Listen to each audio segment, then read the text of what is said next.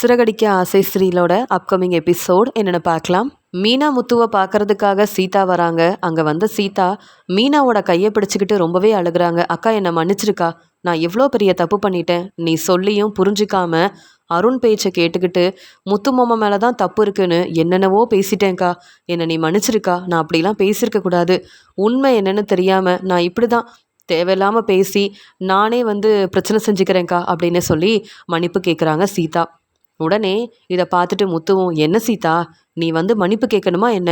அது மட்டும் இல்லை, நீ இப்படிலாம் பேசுனதுக்கு காரணம் அந்த அருண் தான் அப்படின்னு எனக்கு தெரியும். ஆனாலும் உண்மை தெரிஞ்ச உடனே நீ இப்படி தான் மன்னிப்பு கேட்பேன்னு உன்னை பற்றி எனக்கு நல்லாவே தெரியும். ஆனால் என்ன செய்யறது, அருண் உன் வீட்டுக்காரராக இருக்கும்போது அவர் சொன்ன எல்லாத்தையும் நீ நம்பிதானே ஆகணும் அப்படின்னு முத்து சொல்கிறாரு.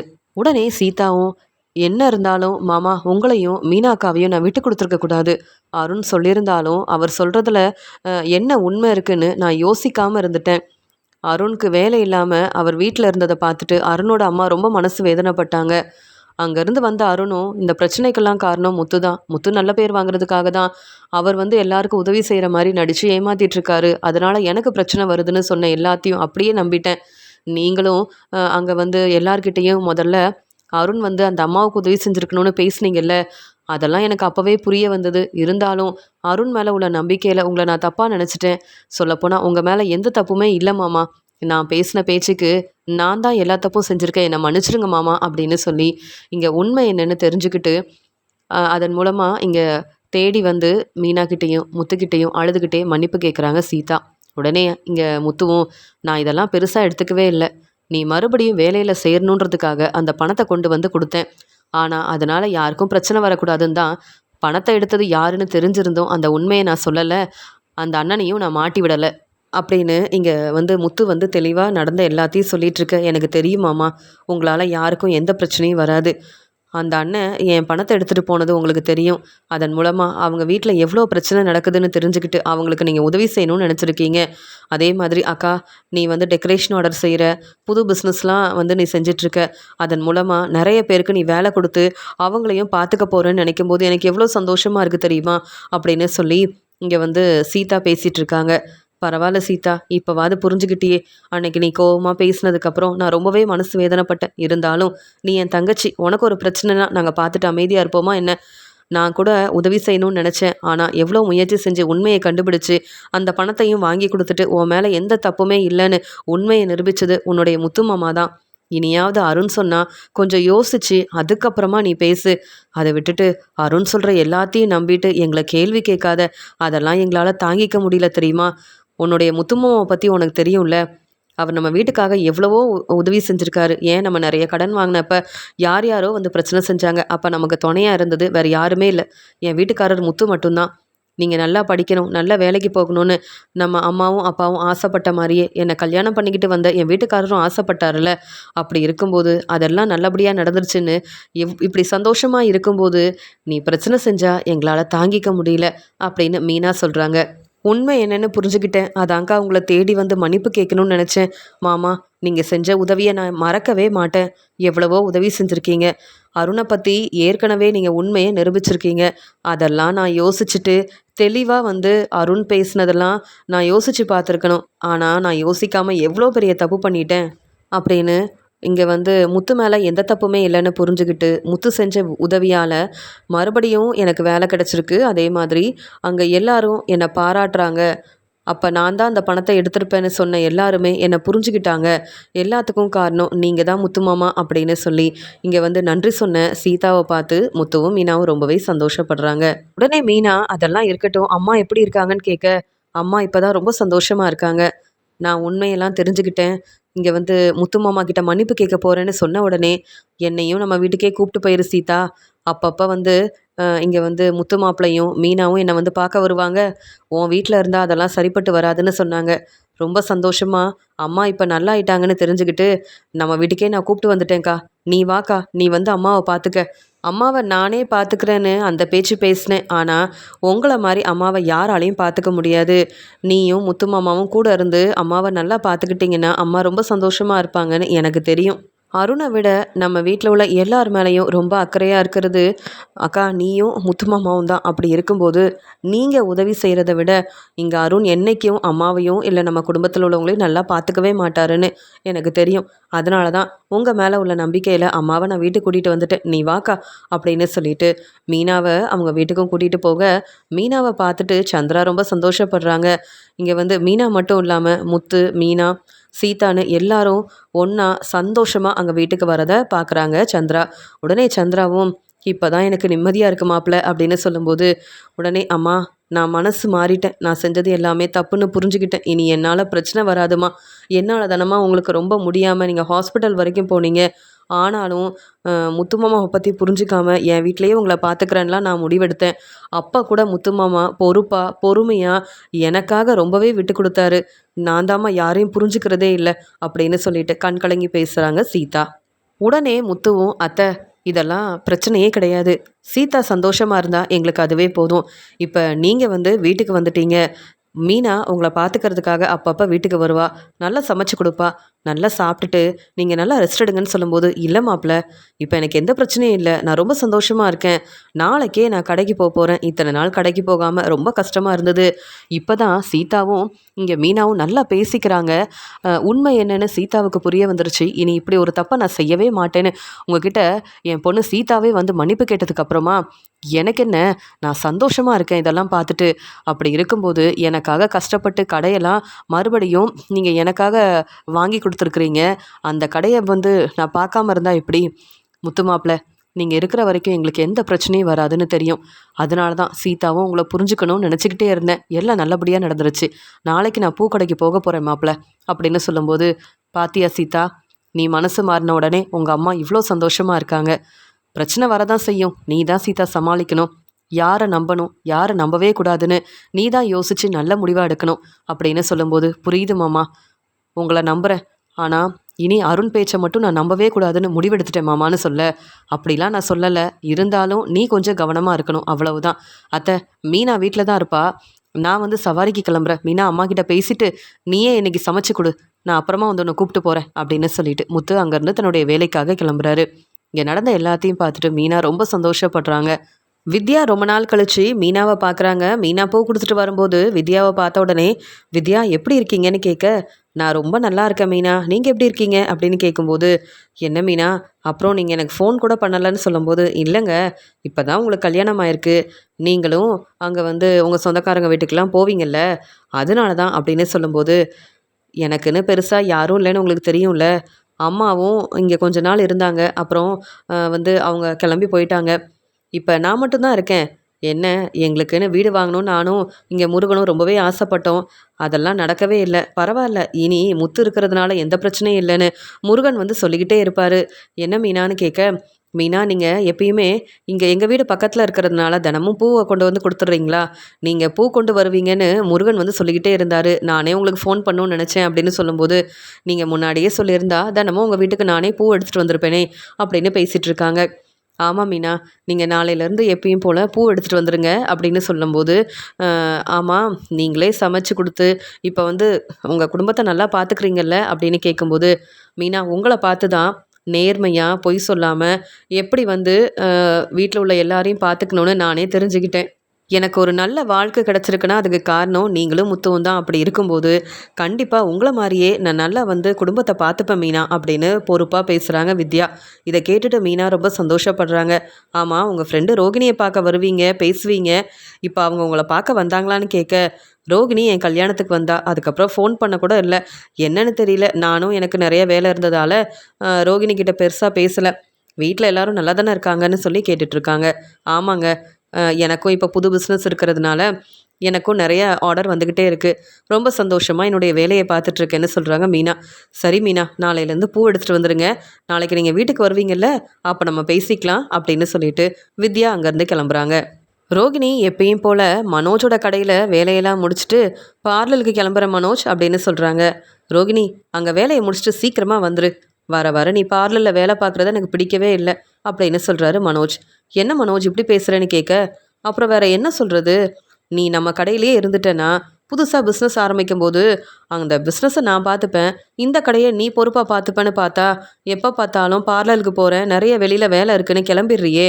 அதனால தான் பேசாமல் பிஸ்னஸ் எல்லாம் பார்க்குறேன்னு சொல்லிட்டு அங்கே வேலை வேண்டான்னு சொல்லிடு. நீ நம்ம கடையில் இருந்தால் எனக்கும் கொஞ்சம் சந்தோஷமாக இருக்கும், வேலையை பார்க்க முடியும்.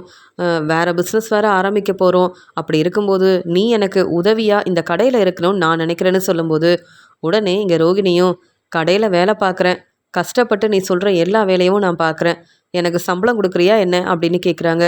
என்ன ரோகிணி, நம்ம கடையில் நீ வந்து சம்பளம் கேட்குறேன்னு கேட்கும்போது, இல்லை எனக்குன்னு ஏதாவது பணம் தேவைப்பட்டால் யார்கிட்ட நான் கேட்க முடியும்? இப்போ எனக்கு ஒரு வருமானம் வருது, அதன் மூலமாக எனக்கு தேவையானதை நான் பார்த்துக்கிறேன். ஆனால் உன்னுடைய கடையில் நான் வேலை பார்த்தா எனக்கு சம்பளமும் கிடைக்காது. எனக்கு அப்படி பணம் வரலனா உங்கள் அம்மாவோட மனசை என்னால் மாற்ற முடியாது. எனக்குன்னு நிறைய பிரச்சனை இருக்குது, அதெல்லாம் உனக்கு சொன்னாலும் புரியாது. அதனால் நீ என்ன சொன்னாலும் சரி, நீ இன்னும் நிறைய பிஸ்னஸ் ஆரம்பித்தாலும் எப்பயும் போல் பார்லருக்கு நான் வேலைக்கு போக தான் போகிறேன். உனக்கு தேவையான வேலையை செஞ்சு கொடுக்குற எனக்கு நீ என்றைக்கும் சப்போர்ட் பண்ண மாட்ட.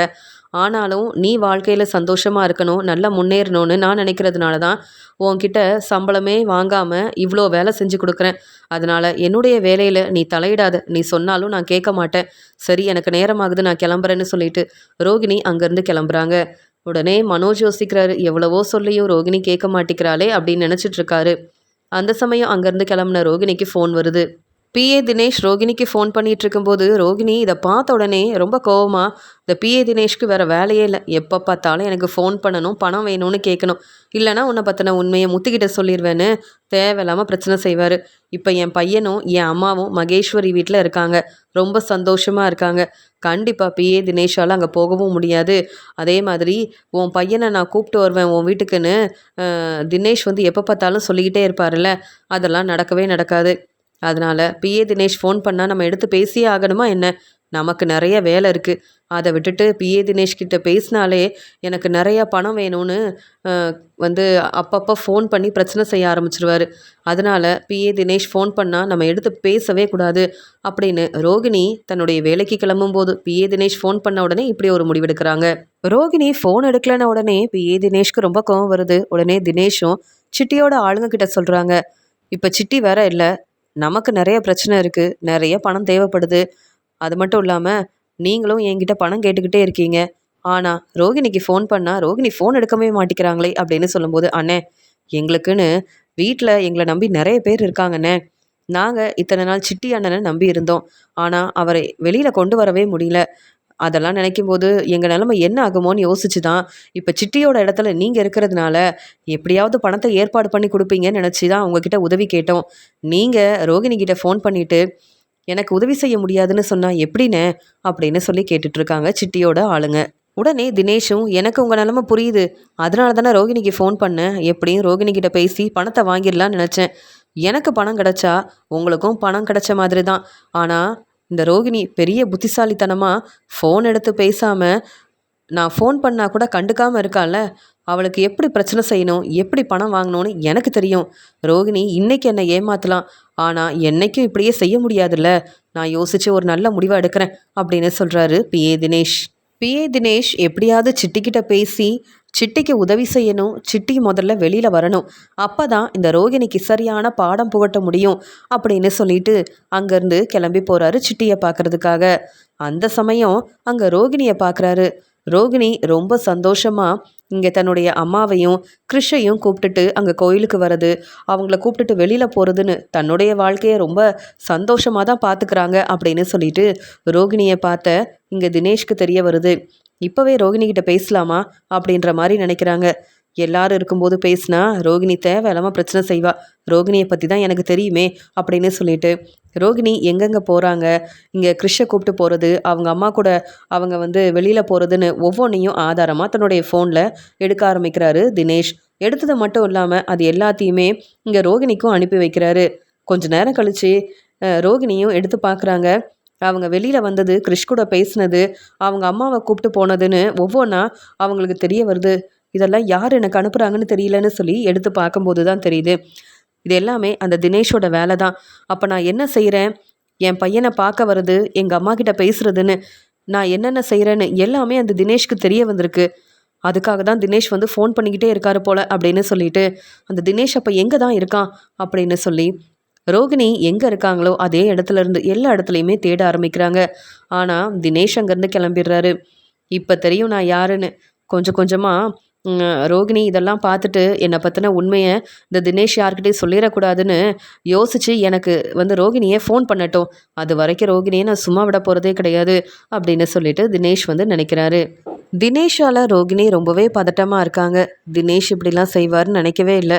நான் என்னென்ன செய்கிறேன்னு ஒவ்வொன்றுமே இங்கே தினேஷ்கிட்ட ஆதாரமாக இருக்குது. அதெல்லாம் நினைக்கும் போது தான் ரொம்பவே பதட்டமாக இருக்குது. இப்போ தான் மனோஜ் என்னை ரொம்பவே நம்ப ஆரம்பிச்சிருக்காரு. அதனால் மனோஜ் என் பேச்சை கேட்குறது, மனோஜோட பிஸ்னஸ்க்கு நான் உதவி செய்கிறதுன்னு ஒவ்வொன்றா செஞ்சிட்ருக்கும்போது இப்போ வந்து இந்த தினேஷனை பற்றின உண்மையை சொல்லிட்டாருன்னா அப்புறம் மனோஜ் மட்டும் இல்லை, வீட்டில் உள்ள யாருமே என்னை மன்னிக்க மாட்டாங்க. உண்மையை தெரிஞ்சுக்கிட்ட விஜயாத்தை என்னை வெளுத்து வாங்கிடுவாங்க. இனி இந்த வீட்டில் நீ இருக்கவே கூடாதுன்னு விஜயாத்தை முடிவெடுத்தா போதுமே, மனோஜும் எங்கள் அம்மா பேச்சை கேட்பேன்னு சொல்லிடுவார். என்ன செய்கிறது? எனக்குன்னு இப்போ தான் மீனாவாலையும் முத்துவாலையும் பிரச்சனை வரலன்னு சந்தோஷமாக என் வேலையை பார்த்துட்ருக்கேன்.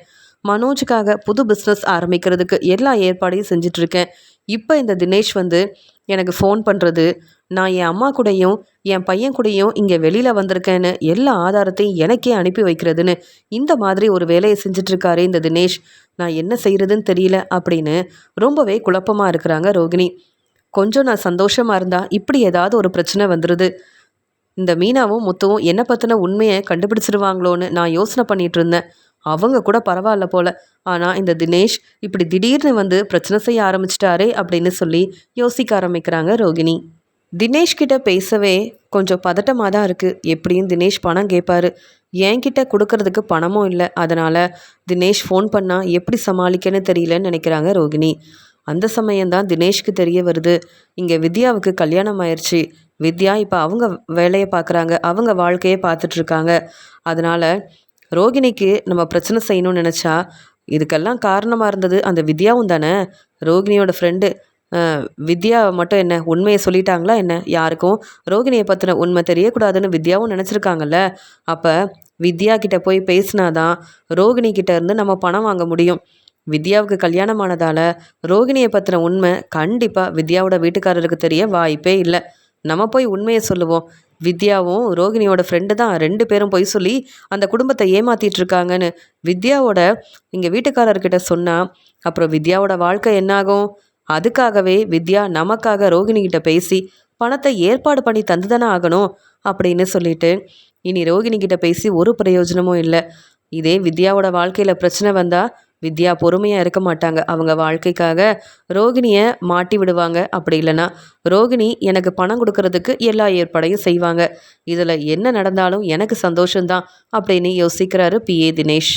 ரோகிணிக்கு ஃபோன் பண்ணால் ரோகிணி ஃபோன் எடுக்கிறதே இல்லை. அதனால் இங்கே வித்யாவை பார்க்குறதுக்காக வித்யாவோட வீட்டுக்கு பிஏ தினேஷ் வராரு.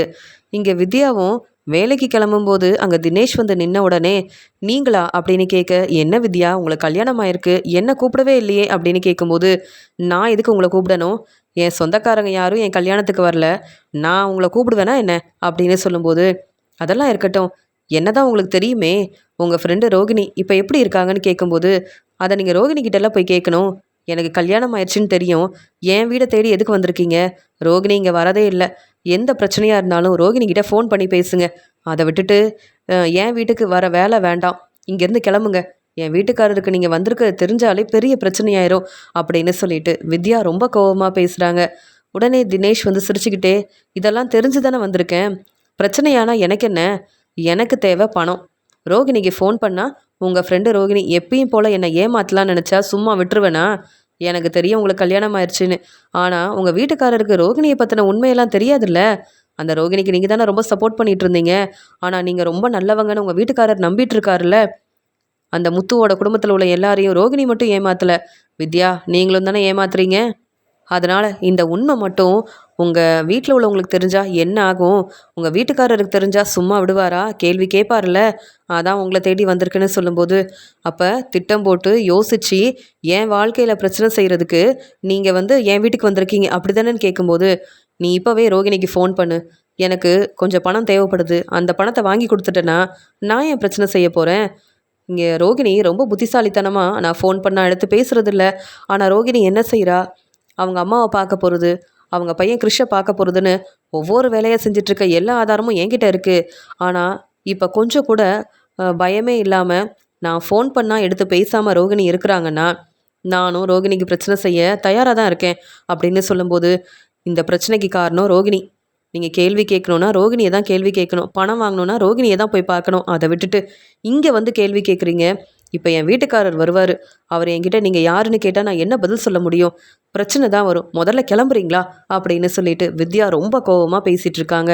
அந்த சமயம் அங்கே முருகன் வரதை கவனிக்கிறாங்க வித்யா. உடனே இங்கே வித்யா அழுதுகிட்டே, இப்போ நீ உடனே இங்கேருந்து கிளம்பு.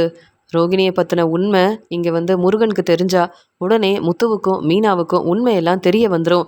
அது மட்டும் இல்லை, ரோகிணியால் என் வாழ்க்கையில் ஏன் பிரச்சனை வரணும்? நான் எந்த தப்பும் செய்யலை, நான் யார்கிட்டையும் பொய் சொல்லலை, நான் யாரையும் ஏமாத்தலை, நேர்மையாக உண்மையாக என் வாழ்க்கையை நான் பார்த்துக்கிறேன். அப்படி இருக்கும்போது ரோகிணி கிட்ட பணம் வாங்குறதுக்கு இப்போ என் வீட்டில் வந்து பிரச்சனை செஞ்சால் எல்லாரும் என்னையும் தப்பாக நினைப்பாங்கல்ல. என்ன கேள்வி கேட்டால் நான் என்ன பதில் பேச முடியும்? ரோகிணிக்காக என் வாழ்க்கையில் பிரச்சனை வரணுமா என்ன அப்படின்னு சொல்லி கேட்டுட்ருக்காங்க. உடனே இன்னைக்கு நான் கிளம்புனாலும் நாளைக்கு நான் ஃபோன் பண்ணுவேன். இதை பற்றி நீ ரோகிணி கிட்ட பேசியிருக்கணும். பேசுனது மட்டும் இல்லை, எனக்கு 5 லட்ச ரூபா பணம் வேணும். எல்லா ஏற்பாடையும் செஞ்சுட்டு ஃபோன் பண்ண சொல்லுங்கள். இல்லை உங்கள் வீட்டுக்காரர்கிட்ட நானே இதை பற்றி பேச வேண்டியதாக இருக்கும். அப்புறம் நீங்களே இப்போ தான் சந்தோஷமான வாழ்க்கையை பார்த்துட்ருக்கீங்க. என்னால் பிரச்சனை வந்துச்சுன்னா அப்புறம் உங்களுக்கும் அந்த சந்தோஷம் இருக்காது, பார்த்துக்கோங்க அப்படின்னு சொல்லிட்டு தினேஷ் அங்கேருந்து ரொம்ப கோபமாக கிளம்பி போக அங்கே முருகன் வராரு.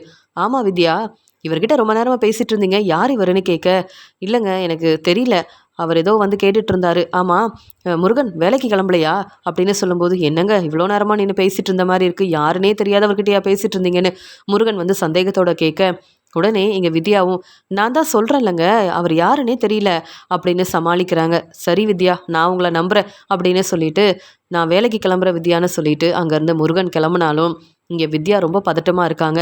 நல்ல வேலை முருகன் நம்ம என்ன சொன்னாலும் நம்புறதுனால இப்போ பிரச்சனை இல்லை. ஆனால் மறுபடியும் இந்த தினேஷ் வந்துட்டார்னா நான் என்ன செய்கிறது அப்படின்னு ரொம்பவே பதட்டமாக இருக்கும்போது மீனா வந்து வித்யா பூ கொண்டு வர சொன்னதுனால பூ எடுத்துகிட்டு வராங்க.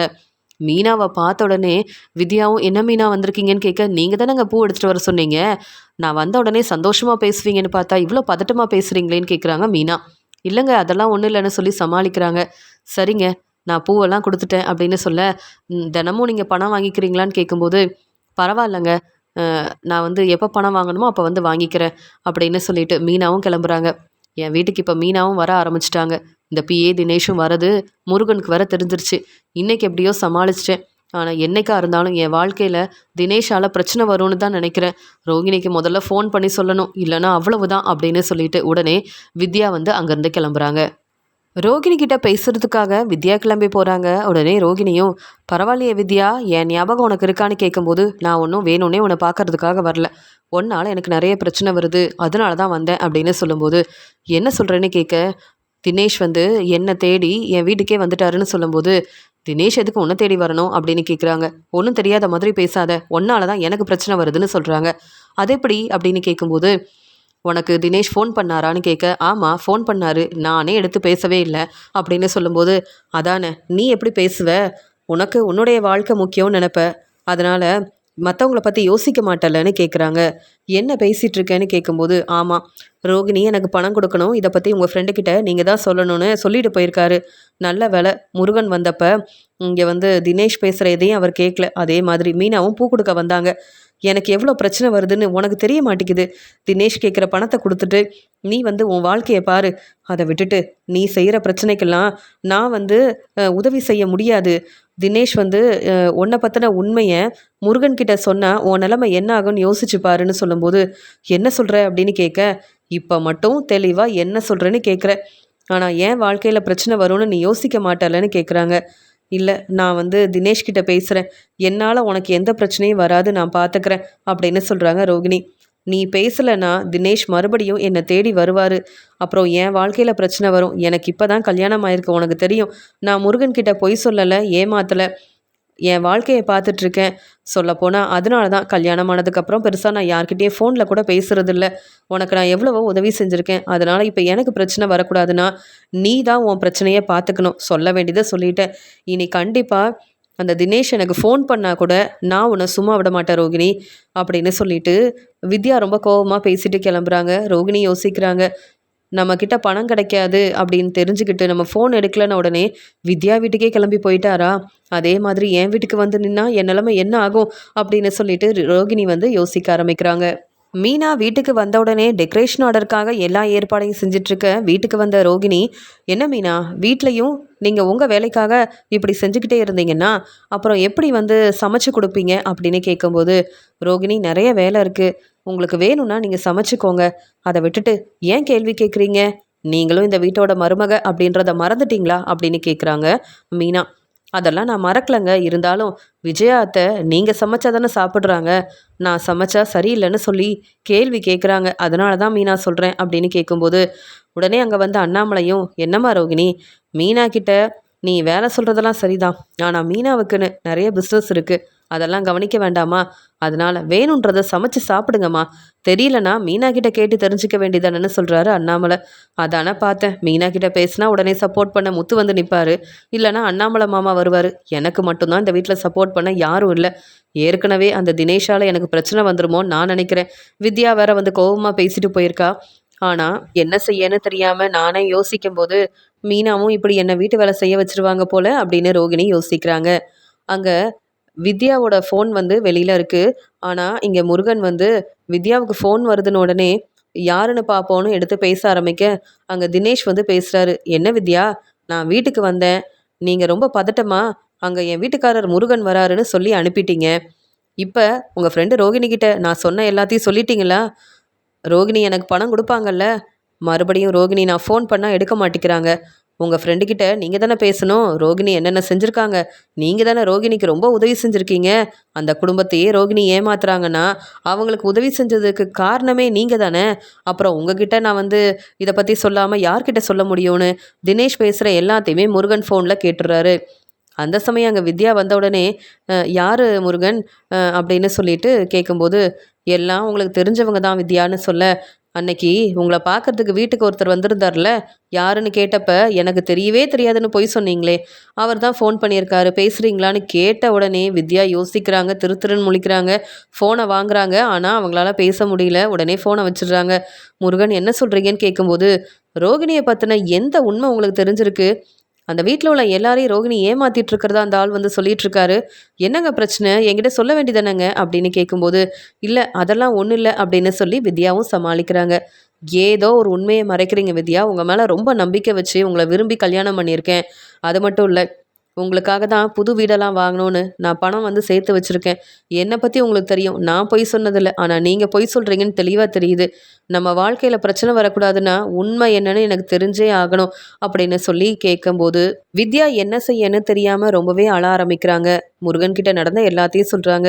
உண்மையாகவே ரோகிணிக்கு தாங்க இந்த பிரச்சனை, எனக்கும் இந்த பிரச்சனைக்கு எந்த சம்மந்தமும் இல்லை, ஆனால் ரோகிணி அவள் வாழ்க்கையை பார்த்துட்டு சந்தோஷமாக இருக்கா, எனக்கு மட்டும் ஏன் தான் இப்படி ஒரு பிரச்சனை வந்ததுன்னு தெரியல, என்னை மன்னிச்சிடுங்க, இந்த உண்மையை நான் சொல்லாமல் இருந்துட்டேன், ரோகிணி வாழ்க்கையில் நிறைய பிரச்சனை இருக்குது, அதெல்லாம் அங்கே முத்து வீட்டில் உள்ள யாருக்குமே தெரியாதுங்க, நான் உங்ககிட்ட உண்மையை சொன்னால் அப்புறம் எல்லாமே என் ஃப்ரெண்டை பற்றின உண்மை எல்லாமே அங்கே முத்து வீட்டில் உள்ளவங்களுக்கு தெரிஞ்சிடும், அதனால தாங்க நான் சொல்லலை, ஆனால் நான் யார்கிட்டையும் பொய் சொல்லலை, யாரையும் ஏமாற்றலை, நான் உங்களுக்கு வந்து உங்ககிட்ட உண்மையை தான் சொல்லியிருக்கேன், என் வாழ்க்கையை நான் பார்த்துட்ருக்கேன், ஆனால் ரோகிணியால் எனக்கு இப்படி நிறைய பிரச்சனை வருதே அப்படின்னு சொல்லிட்டு பேசிகிட்டு இருக்காங்க.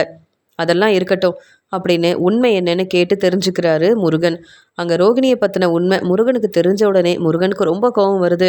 இதெல்லாம் தப்பு தானே வித்யா, ரோகிணி உங்கள் ஃப்ரெண்டாக இருக்கலாம், ஆனால் அந்த வீட்டில் உள்ள எல்லாரையும் ஏமாற்றிட்டு இருக்காங்கன்னா நீங்களாவது அங்கே முத்தண்ணங்கிட்ட உண்மையை சொல்லியிருக்கலாம்ல, அவங்க எல்லாரும் ரொம்ப பாவம், இப்படி நீங்கள் செய்வீங்கன்னு எதிர்பார்க்கவே இல்லை, முதல்ல கிளம்புங்க, நான் உங்களை அவங்க வீட்டுக்கு கூப்பிட்டு போகிறேன், உண்மையை சொல்லுங்கள், ரோகிணியை பற்றின உண்மை தெரியட்டும், எத்தனை நாள் தான் அவங்க இப்படி ஏமாற்றிட்டு இருப்பாங்க, இன்றைக்கி உங்களுக்கு ஃபோன் பண்ணி அந்த தினேஷ் பேசுகிறாருன்னா அதுக்கு காரணம் நீங்கள் இத்தனை நாள் ரோகிணிக்கு உதவி செஞ்சுட்டு இருந்தீங்க, இப்போ உங்கள் வாழ்க்கையில் அங்கே வந்து தினேஷ் வந்து ஃபோன் பண்ணி பிரச்சனை செய்ய ஆரம்பிச்சிட்டார்ல, நீங்கள் சொல்கிறதெல்லாம் நம்பாமல் நீங்களும் பொய் சொல்கிறீங்கன்னு நான் வந்து இந்த வாழ்க்கையே எனக்கு வேண்டான்னு ஒரு முடிவெடுத்தா என்ன செய்வீங்க வித்யான்னு கேட்க, என்ன முருகன் இப்படிலாம் பேசுகிறீங்க, நீங்கள் என்னை திட்டவும் மாட்டீங்க, இவ்வளோ கோபமாக பேசுனதும் இல்லையே, இப்போ நீங்கள் என்னை நம்ப மாட்டீங்களா, என்னை சந்தேகப்படுறீங்களான்னு கேட்க, நான் சந்தேகப்படலை, ஆனால் நீங்கள் உண்மையாகவே என்கிட்ட பொய் சொல்லலை, என்னை ஏமாத்தலைன்னா ரோகிணியை பற்றின உண்மையை அவங்க வீட்டில் உள்ள எல்லார்கிட்டையும் சொல்லணும், அதுக்கப்புறமா நான் உங்ககிட்ட பேசுகிறேன்னு சொல்லிடுறாரு முருகன்.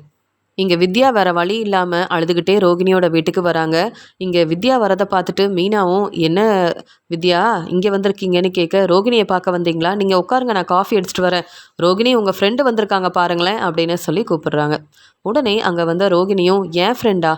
எனக்கு தெரியாமல் எப்படி என் வீட்டுக்கு வருவாங்க அப்படின்னு சொல்லிட்டு வெளியில் வந்து பார்க்க இங்கே வித்யா உட்காந்து அழுதுட்ருக்காங்க. உடனே அங்கே வந்த ரோகிணி, வித்யா என்னாச்சு, நீ ஏன் அழுதுட்ருக்க அப்படின்னு ரொம்ப பதட்டமாக கேட்க, எல்லாத்துக்கும் காரணம் நீ தானே, எவ்வளவோ சொன்னேன் கேட்டியா? இப்போ பாரு, என் வீட்டுக்கு வந்த தினேஷ் இப்போ ஃபோன் பண்ணார். அந்த ஃபோனை எடுத்து உண்மை என்னன்னு கேட்டு தெரிஞ்சுக்கிட்டது முருகன். முருகனுக்கு உண்மையெல்லாம் தெரிய வர இப்போ வந்து உண்மையை போய் சொல்லணும். முத்தண்ண ரொம்ப நல்லவர், அவங்க வீட்டில் உள்ள எல்லாரையும் ரோகிணி ஏமாத்திட்டுருக்காங்கன்னா நீங்களும் தான் அதுக்கு காரணம்னு என்னை வந்து வெளுத்து வாங்கிட்டாரு. எனக்கு என்ன செய்யன்னு தெரியல, அதான் இங்கே வந்துட்டேன்னு சொல்லி பேசிகிட்டு இருக்கேன். உடனே அங்கே மீனா கவனிக்கிறாங்க, என்ன இவங்க 2 பேரும் பேசிக்கிறாங்க. வித்யா எப்பயும் நம்ம வீட்டுக்கு வரவே மாட்டாங்க, வந்தாலும் ரோகிணி கூட வருவாங்க, இன்றைக்கி அழுதுகிட்டே வந்து பேசிகிட்டு இருக்காங்களே அப்படின்னு மீனா புரியாமல் கவனிக்கிறாங்க.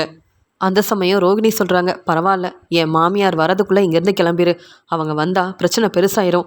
நீ இப்போ தினேஷை பற்றி தானே பேச வந்திருக்க, என்னை பற்றின உண்மையை யார்கிட்டையும் சொல்லிடாத அப்படின்னு ரோகிணி கேட்குறாங்க. அது எப்படி முடியும்? உண்மையை சொல்லாமல் நான் என் வீட்டுக்கு போக முடியாது. தினேஷ் எனக்கு ஃபோன் பண்ணுறாரு. தினேஷால் இப்போ என் வாழ்க்கையில் நிறைய பிரச்சனை வந்துருச்சு. ஒன்னால தான் ரோகிணி, எனக்கு வாழ்க்கையில் பிரச்சனைக்கு மேலே பிரச்சனை வருது. எல்லாத்துக்கும் காரணம் நீ தான் ரோகிணி. நீ பேசவே பேசாத, உன்கிட்ட நான் சொன்னேன்ல தினேஷ்கிட்ட பேசு, அப்போ தான் எனக்கு பிரச்சனை வராதுன்னு. நான் இவ்வளோ சொல்லியும் நீ கண்டுக்காமல் இருந்தல்ல, அதான் மறுபடியும் தினேஷ் எனக்கு ஃபோன் பண்ணி நான் இப்போ வசமாக மாட்டிக்கிட்டேன். இப்படி என் வாழ்க்கையில் வர பிரச்சனைக்கெல்லாம் காரணம் நீயாக தான் இருக்க ரோகிணி அப்படின்னு சொல்லி அழுதுகிட்டே இருக்க. நான் தான் சொல்கிறேன்ல, இந்த பிரச்சனையை நான் பேசி சமாளிக்கிறேன்னு, நீ முதல்ல கிளம்பு. மீனாவுக்கும் முத்துவுக்கும் உண்மை தெரிஞ்சால் அவ்வளவுதான், என்னை பற்றின உண்மையை நீ சொல்லிடாத அப்படின்னு சொல்லி இங்கே வித்யா கிட்ட அழுதுகிட்டே ரோகிணியும் கேட்டுட்ருக்க. அங்கே மீனா வந்துடுறாங்க. ரோகிணி என்ன பேசுகிறீங்க? என்னை பற்றின உண்மையை சொல்லிடாதன்னு சொல்கிறீங்க? என்ன வித்யா, என்ன பிரச்சனை உங்களுக்கு, என்கிட்டயாவது சொல்லுங்கள் அப்படின்னு பேசிகிட்டு இருக்க. அங்கே வந்து விஜயா வந்து நிற்கிறாங்க. உடனே என்ன நடக்குதுங்க அப்படின்னு கேட்குறாங்க. உடனே ரோகிணி ரொம்ப பதட்டமா, அதெல்லாம் ஒன்றும் இல்லை, என் ஃப்ரெண்டு என்னை பார்க்கறதுக்காக வந்தாங்க. வித்யா நீ வா, நம்ம பேசலாம், என் ரூமுக்கு வா வித்யா அப்படின்னு கூப்பிட்றாங்க. எதுக்காக? மறுபடியும் உன்கிட்ட பேச என்ன இருக்குது அப்படின்னு கேட்குறாங்க. அங்கே இருக்கிற எல்லாருமே வந்து என்ன நடக்குதுன்னு கவனிக்க வித்யா அழுதுகிட்டே சொல்கிறாங்க, ஒன்னால தான் எனக்கு பிரச்சனை வருது, முருகன் என்னை நம்ப மாட்டேங்கிறாருன்னு சொல்லும்போது, ஏன் நம்ப மாட்டேங்கிறாரு அப்படின்னு விஜயா கேட்க, எல்லாத்துக்கும் காரணம் உங்கள் மருமக ரோகிணி, உங்கள் வீட்டில் உள்ள எல்லார்கிட்டையும் பொய் சொல்லி ஏமாற்றிட்டு இருக்காங்கல்ல, அதான் காரணம்னு சொல்லும்போது, என்ன சொல்கிற, ஏற்கனவே பெரிய பணக்கார வீட்டு பொண்ணுன்னு பொய் சொல்லி ஏமாத்துறதுக்கு தான் இப்போ நல்லா அனுபவிச்சிட்ருக்கா, மறுபடியும் ஏதாவது பொய் சொல்லியிருக்காளான்னு கேட்குறாங்க விஜயா. என்னைக்கு இந்த ரோகிணி பொய் சொல்லாமல் இருந்தா அப்படின்னு சொல்கிறாங்க இங்கே வந்து வித்யாவும். உடனே மீனா அங்கே சவாரி முடிச்சுட்டு வந்த முத்துன்னு எல்லாரும் பார்த்துட்ருக்க வித்யா ரோகிணியை பற்றின உண்மையை சொல்ல ஆரம்பிக்கிறாங்க. போது ரோகிணி, இதுக்கு மேலே உண்மையை மறைக்கவே கூடாது. இதுக்கு மேலே அப்படி நீ உண்மையை மறைச்சன்னா அந்த தினேஷால் என் வாழ்க்கையில் பிரச்சனை வரும். ஏற்கனவே உனக்கு கல்யாணமான உண்மையவும் கிறிஷ் உன்னுடைய பையன் தான் அப்படின்ற உண்மையவும் எல்லார்கிட்டேயும் சொல்லிடு. எனக்கு வேறு வழி தெரியல அப்படின்னு சொல்லிட்டு, முத்து மீனா என்னை தப்பாக நினைக்காதீங்க, இந்த உண்மையை உங்ககிட்ட மறைச்சதுக்கு காரணம் ரோகிணி என்னுடைய ஃப்ரெண்டுன்றதுக்காக தான். ஆனால் இப்போ என் வாழ்க்கையில் ரோகிணியால் நிறைய பிரச்சனை வருது, இனியும் இந்த உண்மையை மறைக்கக்கூடாதுன்னு முருகன் என்கிட்ட தெளிவாக பேசிட்டாரு. தினேஷ் ஃபோன் பண்ணப்போ ரோகிணி பேசியிருந்தா இந்த பிரச்சனை எனக்கு வந்திருக்காது, நானும் வீட்டுக்கு வந்து உண்மையை சொல்லியிருக்க மாட்டேன். இப்போ வரைக்கும் ரோகிணி அவள் வாழ்க்கையை பற்றி மட்டும்தான் யோசிக்கிறா. எனக்கும் இப்போ தான் கல்யாணம் ஆயிருக்குன்னு எவ்வளவோ ரோகிணிக்கிட்ட சொன்னேன், ரோகிணி கண்டுக்கவே இல்லையே. அதனால தான் இப்போ வந்து முருகன்கிட்ட நான் பதில் பேச முடியாமல் நின்னேன். அதனால் முருகன் எடுத்த முடிவுக்காக தான் நான் வந்து உங்களை தேடி வந்து இந்த உண்மையை சொல்கிறேன். இங்கே கிறிஷோட பாட்டி பற்றி உங்களுக்கு தெரியும், கிறிஷோட பாட்டி தான் ரோகிணியோட அம்மா. மகேஸ்வரி வீட்டில் கிறிஷோட பாட்டியும் தங்குறதுக்கு காரணம் ரோகிணி. ரோகிணி தான் வேற எங்கேயும் தங்க வைக்கக்கூடாது, முத்து மீனாவால் பிரச்சனை வரும், முத்துவும் மீனாவும் உண்மையை கண்டுபிடிச்சிடக்கூடாதுன்னு மகேஸ்வரிக்கு எல்லா உண்மையும் தெரிஞ்சதால தான் அவங்க வீட்டில் தன்னுடைய அம்மாவையும் கிறிஷையும் இங்கே வந்து ரோகிணி தங்க வச்சுருக்கா. அப்பப்போ யாருக்கும் தெரியாமல் ரோகிணி வந்து கிறிஷை போய் பார்க்குறது, கிறிஷுக்கு வந்து தேவையானதெல்லாம் வாங்கி கொடுக்குறதுன்னு சம்பாதிக்கிற பணத்தை தன்னுடைய குடும்பத்துக்காக தான் இங்கே வந்து ரோகிணி செலவு செய்கிறா. அது மட்டும் இல்லாமல் இங்கே மனோஜுக்கு தெரியாமல் நிறைய பொய் சொல்லி வெளியில் கடன் வாங்குறதுன்னு ஒவ்வொரு வேலையாக ரோகிணி செஞ்சுருக்கா. இது எல்லாமே எனக்கு தெரியும். ஆனால் என் ஃப்ரெண்டுக்கு ஒரு பிரச்சனை வரக்கூடாது, அவள் வாழ்க்கை ரொம்ப சந்தோஷமாக இருக்கணும்னு நான் ஆசைப்பட்டேன். ஆனால் என் வாழ்க்கையை பற்றி ரோகிணி யோசிக்கல. அதனால தான் தேடி வந்து நான் உண்மையை சொல்ல வேண்டியதாயிருச்சு. என்னை மன்னிச்சிரு ரோகிணி, உன்னை மாட்டி விடணும்னு நினைக்கல. இப்போ வரைக்கும் நீ என்னை பற்றி யோசிக்கலல்ல, நீ என் ஃப்ரெண்டுன்றதுக்காக இவங்க கிட்டலாம் நான் உண்மையை மறைச்சேன். ஆனால் நீ என்ன மாட்டி விடணும்னு நினச்சிட்டல, அதனால தான் நானும் உன்னை பற்றின உண்மையை நான் சொல்ல வேண்டியதாயிருச்சு கல்யாணி அப்படின்னு சொல்லிட்டு அங்கே வந்து கிறிஷோட அம்மா கல்யாணி வேறு யாரும் இல்லை, இந்த ரோகிணி தான் அப்படின்ற உண்மையை சொல்லி மாட்டி விட்டுடுறாங்க. இங்கே வந்து அழுதுகிட்டே இருந்த வித்யா மீனா கிட்ட மன்னிப்பு கேட்குறாங்க. நீங்கள் ஏற்கனவே சந்தேகப்பட்டீங்க, என்கிட்ட உண்மையை தெரிஞ்சுக்கணும்னு நினச்சிங்க. ஆனால் ரோகிணிக்காக நான் உண்மையை சொல்லலை, என்னை மன்னிச்சிருங்க. முருகன் கிட்ட எனக்காக பேசுங்க முத்துன்னு சொல்லும்போது, நீங்கள் கவலைப்படாமல் கிளம்புங்க, ஆனாலும் முன்னாடியே உண்மையை சொல்லியிருக்கலாம், இப்போவாது சொல்லணும்னு உங்களுக்கு தோணுச்சே, அதுவே போதும். என்ன பார்லலம்மா, உங்கள் ஃப்ரெண்டு வந்து உண்மையை சொல்லிட்டு இருக்காங்க, பதில் பேசாமல் தலை குனிஞ்சு நிற்கிறீங்க. கிறிஷோட அம்மாவாச்சு நீங்கள் எப்படி பேசுவீங்க? என்னை பற்றி உங்கள் அம்மா கிட்ட சொல்லி என்ன பேச்சு பேச வச்சிங்க, அதனால தான் பதில் பேச முடியாமல் நிற்கிறீங்க அப்படி தானேன்னு சொல்லும்போதே மீனா ரொம்ப கோவமா ரோகிணியை பலார்னு வெளுத்து வாங்குறாங்க. எனக்கு அப்போவே சந்தேகம் இருந்துச்சு, ரோகிணி இங்கே வந்து கிறிஷோட அம்மா வேற எங்கேயும் இல்லை, வெளியூரில் வேலை பார்க்கல, பக்கத்தில் எங்கேயோ தான் இருக்கிறாங்கன்னு நினச்சேன். அதே மாதிரி கிறிஷோட அம்மா நீ தான் நான் கேள்வி கேட்டு வெளுத்து வாங்குறாங்க. உடனே அண்ணாமலை விஜயான்னு எல்லாருமே ரோகிணி கிட்ட பேச ஆரம்பிக்கிறாங்க. ஆனால் ரோகிணி அவங்க கேட்குற கேள்விக்கு பதில் பேச முடியாமல் வித்யா இவ்வளோ கோவமாக பிஏ தினேஷ் ஃபோன் பண்ணதுக்காகவே தன்னுடைய வாழ்க்கை முக்கியம்னு இப்படி வந்து மாட்டி விட்டுட்டாலே அப்படின்னு சொல்லிட்டு வீட்டில் உள்ளவங்க ரொம்ப கோவமாக கேள்வி கேட்குறாங்க, ரோகிணியை வெளுத்து வாங்குறாங்க. ஆனால் ரோகிணி யார்கிட்டேயும் பதில் பேசாமல் தலை குனிஞ்சு நிற்கிறாங்க. உடனே மனோஜ், நான் எவ்வளவோ உன் மேலே நம்பிக்கை வச்சுருந்தேன், புது பிஸ்னஸ் ஆரம்பித்த உடனே இப்போ நான் பார்க்குற பிஸ்னஸை நீ தான் பொறுப்பாக பார்த்துப்பேன்னு நினச்சேன், ஆனால் இனி உன்னை நம்பி எந்த பிரயோஜனமும் இல்லை அப்படின்னு ரோகிணியை பற்றின உண்மையை நல்லா தெரிஞ்சுக்கிட்ட இங்கே வந்து மனோஜ் ரோகிணி மேலே ரொம்ப கோபமாக இருக்க. உடனே விஜயா, என்ன மனோஜ் நீ பேசிகிட்டு இருக்க, ரோகிணி இந்த வீட்டில் இருக்கக்கூடாதுன்னு நீ ஒரு நல்ல முடிவாக எடுக்கணும் மனோஜ் அப்படின்னு சொல்கிறாங்க விஜயா. விஜயா இப்படி சொன்ன உடனே, நீங்கள் சொல்கிறது எல்லாமே சரிதாம்மா, நீங்கள் எடுத்த முடிவு தான் என்னுடைய முடிவும் அப்படின்னு மனோஜ் தன்னுடைய முடிவை சொல்கிறாரு. மனோஜ் இப்படி ஒரு முடிவெடுத்தது மட்டும் இல்லாமல் ரோகிணி மேலே ரொம்பவே கோவமாக இருக்காரு மனோஜ்.